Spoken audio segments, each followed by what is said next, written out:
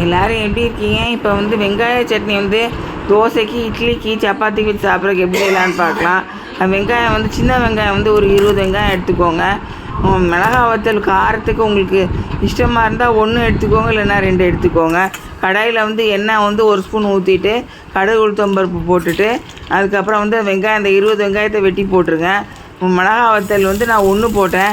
வெங்காயத்தையும் அந்த எல்லாத்தையும் தாளிங்க. 1 ஸ்பூன் வந்து உப்பு போட்டுக்கோங்க. ஒரு அரை தக்காளியை வந்து எடுத்து அதையும் வெட்டி அதையும் கலந்து இதான் வந்து பதம். இந்த பதம் வர்ற அளவுக்கு நல்லா கிண்டுக்கிண்டுங்க.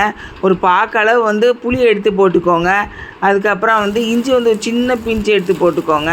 எல்லாத்தையும் நல்லா அந்த பதம் அளவுக்கு வதக்கிட்டு அதுக்கப்புறம் வந்து எடுத்து வந்து தட்டில் வச்சு ஒரு 10 நிமிஷம் ஆற வச்சுட்டு மிக்சியில் போட்டு நல்லா அரைச்சிருங்க.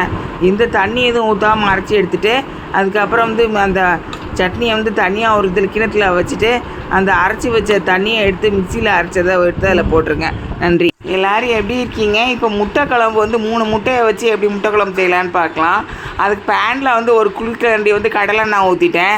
கடுகு உளுந்தம்பருப்பு போட்டு வெங்காயம் வந்து அந்த பிளேட்டில் வச்ச அளவுக்கு வெங்காயத்தை எடுத்து சாப்பரில் போட்டு சாப் பண்ணி போட்டாச்சு.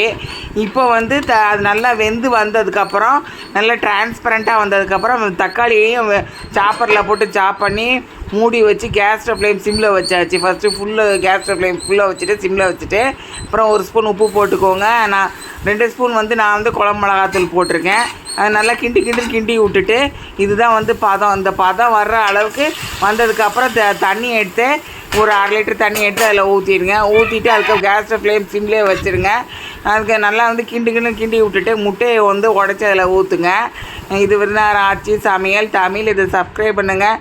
இந்த கமெண்ட்ஸ் எல்லாம் கொடுங்க. இந்த மாதிரி சமைச்சு குழந்தைங்களுக்கு கொடுங்க. நன்றி.